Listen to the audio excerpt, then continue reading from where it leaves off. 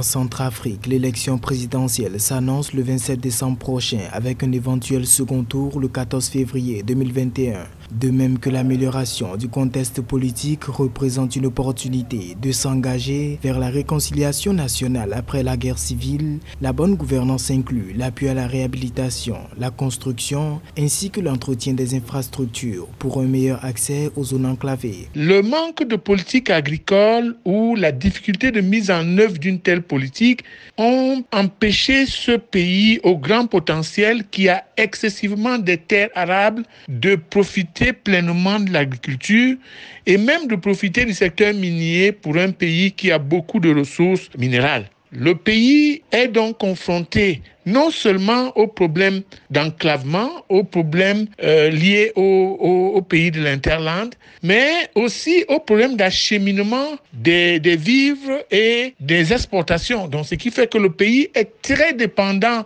de ses voisins. C'est normal parce que c'est un pays de l'Interland, mais le pays n'a pas d'infrastructure pour accompagner cette dépendance. Les infrastructures et services de transport de la République centrafricaine sont au cœur des enjeux de développement. En 2020, la CEMAC a procédé à une levée de 4 milliards d'euros destinés à une douzaine de programmes. Plus de 253 millions d'euros ont également été investis via un fonds multibailleur européen, BECU, en 2019 pour des projets de désenclavement, d'agriculture, de santé et de cohésion sociale. Sans paix et sans sérénité, le pays ne peut pas mettre en œuvre un programme de désenclavement assez adapté sur ses besoins. Ensuite, le pays aura besoin d'énergie. L'énergie pour transformer les denrées agricoles, pour mettre en œuvre des chaînes de valeur, pour profiter un jour, comme les autres pays, de façon légitime, à la zone de libre-échange continentale. Avec l'Agence française de développement, 89 millions d'euros ont été engagés sur la période 2008-2016,